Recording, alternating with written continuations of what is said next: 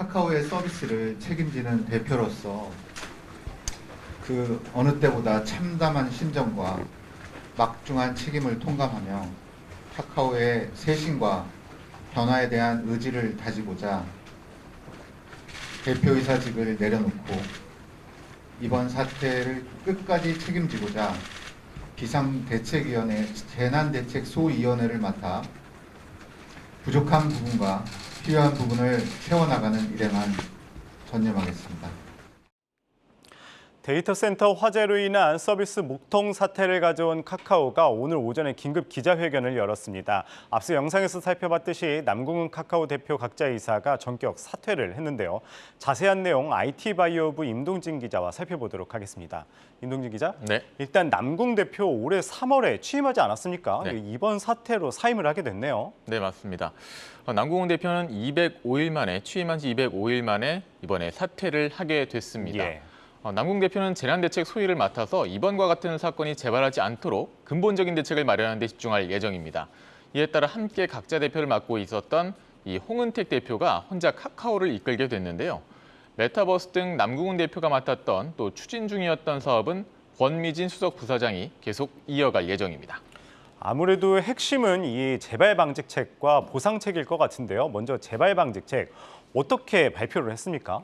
네, 먼저 복구가 지연된 원인에 대해서 홍은택 대표는 서비스의 주요 데이터와 서비스 응용 프로그램에 대한 이중화 조치는 되어 있었지만 개발자들의 주요 작업 운영 도구가 이중화되지 못한 데 있었다고 설명하면서 실수를 인정했습니다.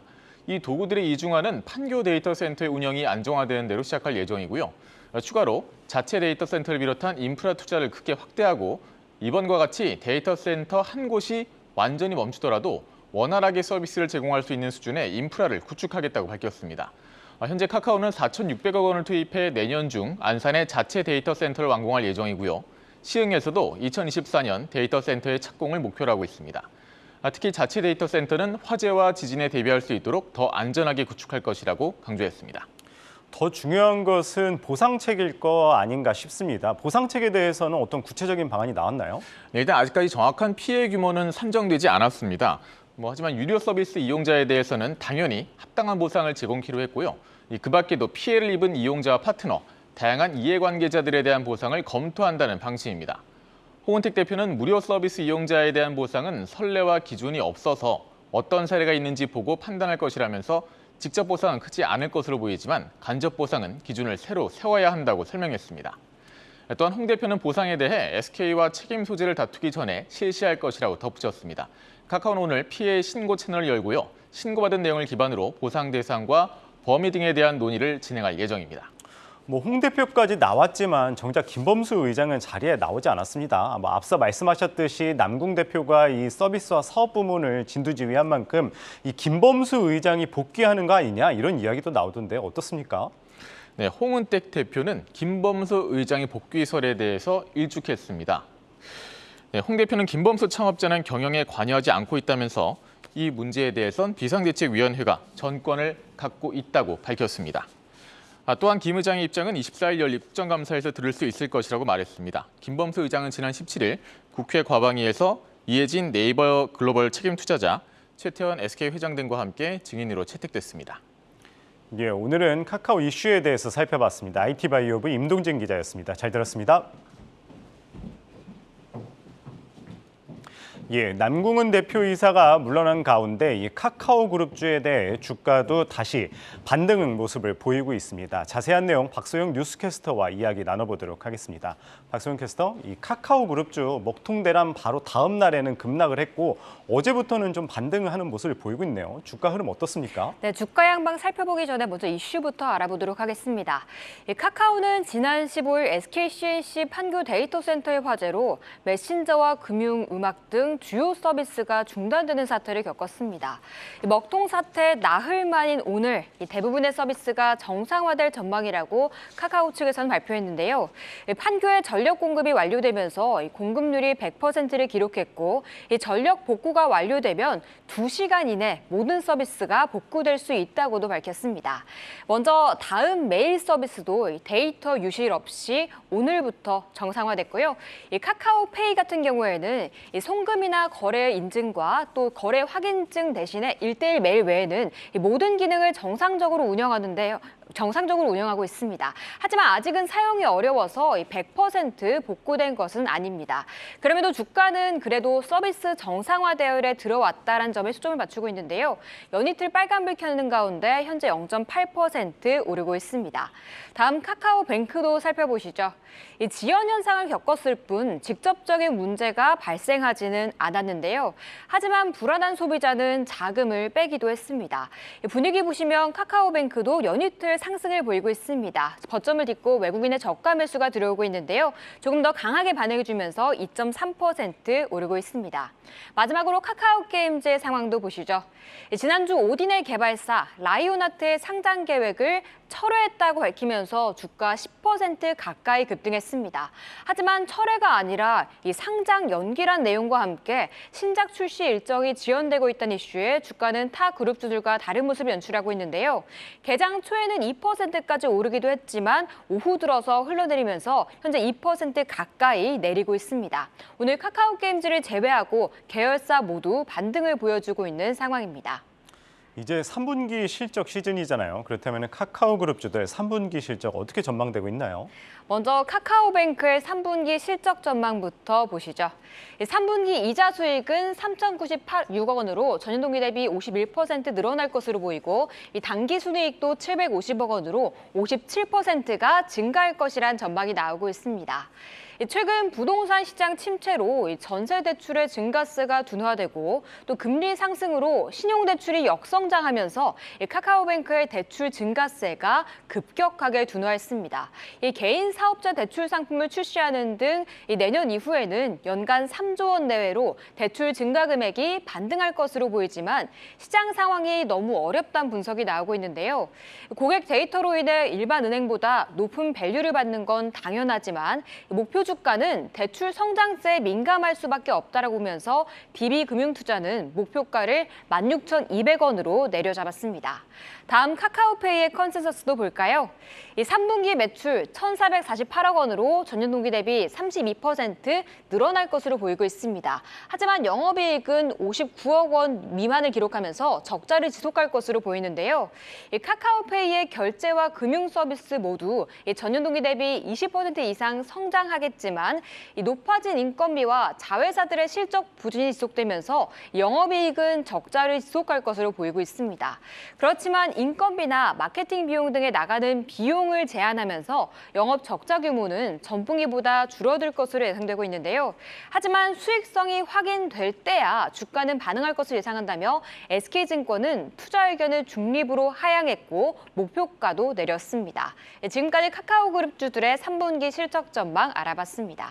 네, 오늘은 카카오그룹주들 주가와 또 3분기 실적 전망까지 알아봤습니다. 박소영 뉴스캐스터였습니다. 말씀 잘 들었습니다.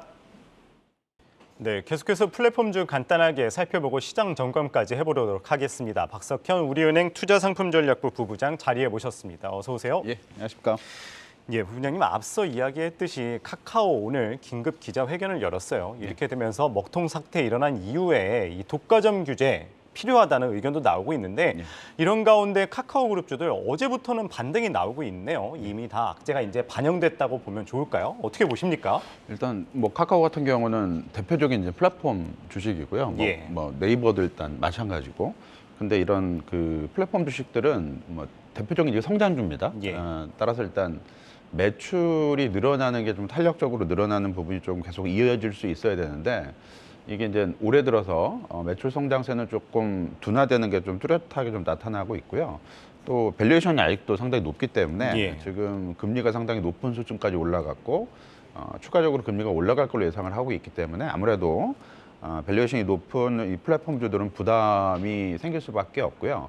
정책적인 측면에서도 규제가 이제 이루어지고 있어서 조금 그 주가 위험 요인으로 작용을 하고 있는데 이 플랫폼주들에 대한 정책 규제 위험은 우리나라에만 지금 국한된 게 아니고 전반적인 어떤 글로벌 상황하고 이제 동일한 그 환경이기 때문에 단기간에 어떤 개선 요인을 찾기는 조금 어려울 것 같습니다. 그리고 이익 측면에서도 조금 긍정적이진 못한데요. 올해 코스피 기업들의 영업이익 전망치는 지금 6월 이후에 한 10% 정도 하향 조정이 됐고요.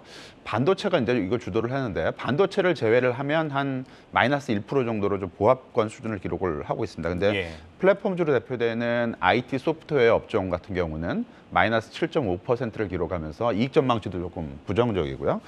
밸류에이션을 봤을 때는 그 IT 소프트웨어 업종이 시장 대비 이제 그 PER이죠. 그러니까 주가 수익 배율이 할증돼서 거래되는 게 한 금융위기 이후에 한 10여 년간 50%에서 한 200% 정도의 할증을 지금 받아봤었는데 최근 이 수치는 좀 많이 떨어졌습니다. 100% 수준까지 떨어졌기 때문에 시장 대비 한 2배 정도의 멀티플로 이제 거래가 되고 있다라고 봐야 되는데 뭐 아직까지는 이게 뭐 절대적으로 낮다라는 수준으로 보기는 어렵고 상대적인 고평가가 좀 해소되긴 했지만 추가적으로 이런 게 좀 진행될 여지는 좀 남아 있다라고 봐야 될 것 같고요.